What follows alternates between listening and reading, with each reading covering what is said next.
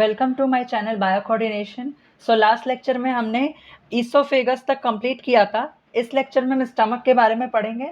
ठीक है, तो स्टमक के बारे में हम उसका सिर्फ आज स्ट्रक्चर कर रहे हैं, मतलब जैसे पहले करते आए हैं, यानी जैसे ईसोफेगस और pharynx, mouth, tongue and teeth का किया था, सिर्फ उतना ही करेंगे।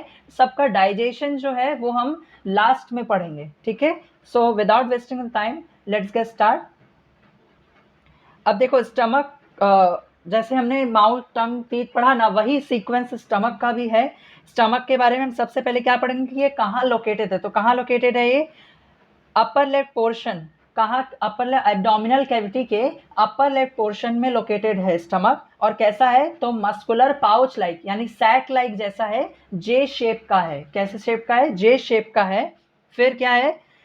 इसका जो लेंथ है वो क्या बताया गया है? 25 to 30 इसका रेंज वेरी करता है। जो इसका लेंथ है स्टमक का, पूरे सिस्टम का, वो कितना है? 25 to 30 सेंटीमीटर। अब इसमें देखो दो पोर्शन है, एक तो कार्डियक रीजन और एक पाइलोरिक रीजन। कितना बताया मैंने? दो रीजन है, एक कार्डियक रीजन और एक पाइलोरिक रीजन। ये कैसे डिफ्रेंशिएटेड है ये भी अभी हम पढ़ेंगे। कार्डियक क्या है? It is the first part in which oesophagus opens. अब देखो यहाँ क्या बताया गया है। मैंने ईसोफेगस के बारे में क्या बताया था कि एक लॉन्ग ट्यूबुलर स्ट्रक्चर है। तो ये जहाँ एंड होता है ना, और जहाँ स्टमक स्टार्ट होता है, क्या बोला?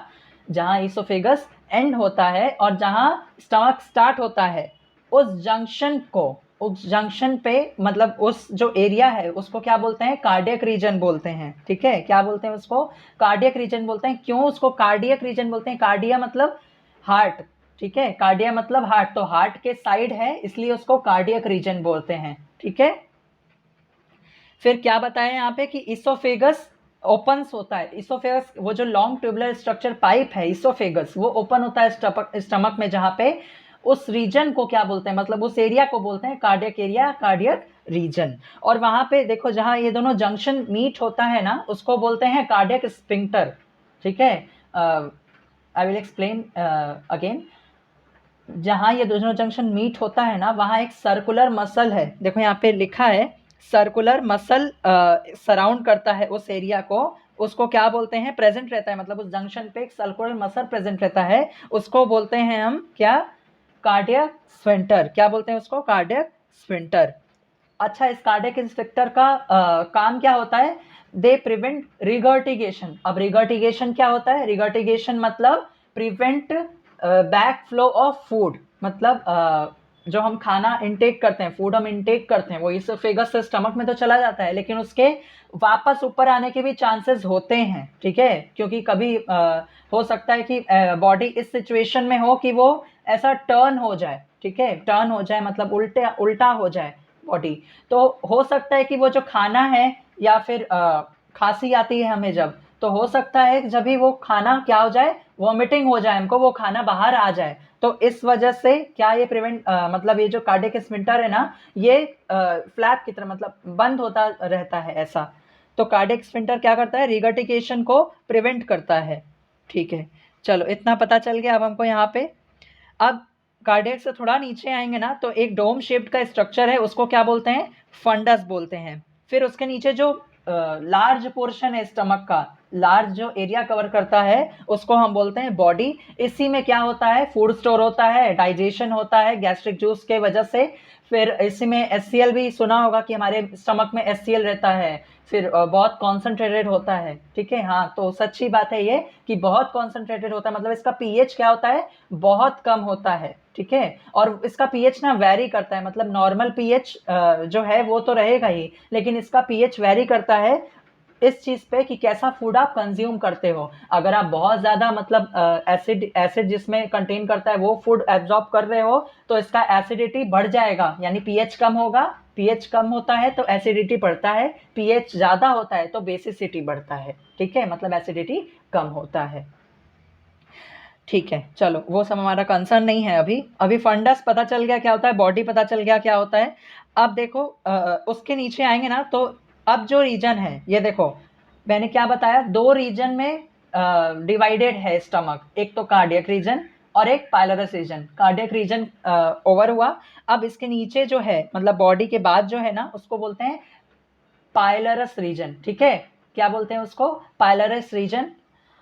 अब क्या बताया हमें, body forms the large central portion of stomach that store the food, ठीक है, ये तो पता चल गया। फिर pylorus is a narrow posterior region of stomach open से डियोडेनम। डियोडेनम क्या है, स्मॉल इंटेस्टाइन का इनिशियल पार्ट है।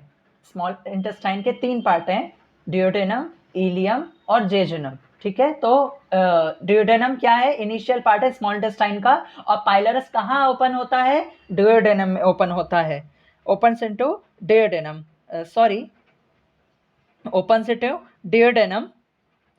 Pyloric sphincter regulate the flow of food from stomach to small intestine. पहले हमने क्या पढ़ा था, कार्डियक स्फिंक्टर, ठीक है, पहले हमने क्या पढ़ा था, कार्डियक स्फिंक्टर। अब हम क्या यहाँ पे देख रहे हैं कि यहाँ पे क्या बोल रहा है कि पाइलोरिक स्फिंक्टर। तो पाइलोरिक स्फिंक्टर क्या होता है, देखो मैंने क्या बताया था, इसोफेगस और ये स्टमक का जो जंक्शन है, मतलब जहाँ पे वो ओपन होता है उसको बोलते हैं कार्डियक स्फिंक्टर। तो जहाँ पे ये एंड होता है, ये जो पाइपलाइक स्ट्रक्चर है जहाँ पे ये एंड होता है ना, मतलब ये देखो ड्यूडेनम जहाँ से स्टार्ट होता है और स्टमक का बॉडी पोर्शन जहाँ पे एंड होता है, वहाँ उस रीजन को बोलते हैं पाइलोरिक स्फिंक्टर। इसका क्या काम होता है, इसका ये काम होता है कि जो भी फूड स्टमक में आए उसको सीधी तरीके से रेगुलेट कर दे, यानी आगे पास कर दे, मतलब इजीली पास कर दे उस फूड को, और इंटेस्टाइन में स्मॉल इंटेस्टाइन, लार्ज इंटेस्टाइन सब जगह उसका क्या हो, इजीली डाइजेशन परफॉर्म कर सके वो वहाँ पे, ठीक है। तो ये हो गया पूरा स्टमक का, थोड़ा डिटेल भी हो गया, ठीक है। अब नेक्स्ट लेक्चर में हम क्या करेंगे, small intestine, large intestine and anus. उसके बाद हमारा ये alimentary canal and it's organ complete होगा। फिर उसके बाद हम लोग करेंगे हिस्टोलॉजी ऑफ एलिमेंट्री कैनाल। ये पोर्शन खत्म होने के बाद हमारा क्या स्टार्ट होगा, डाइजेशन स्टार्ट होगा, जो हम हर पार्ट में कैसे डाइजेशन होता है, जैसे माउथ में कैसे होता है, फिर एलिमेंट्री कैनाल में बाकी जो पार्ट्स हैं उसका डाइजेशन उसमें कैसे होता है, जैसे स्टमक में कैसे होता है, फिर स्मॉल इंटेस्टाइन में कैसे होता है, लार्ज इंटेस्टाइन में कैसे होता है, ये सब हम डिटेल में स्ट्रक्चर करेंगे। और पैनक्रियाज लीवर भी पढ़ना है आगे, ठीक है। तो बहुत इंटरेस्टिंग चैप्टर है, सो फॉलो मी, ठीक है। नेक्स्ट लेक्चर में मिलते हैं, तब तक के लिए थैंक यू सो मच।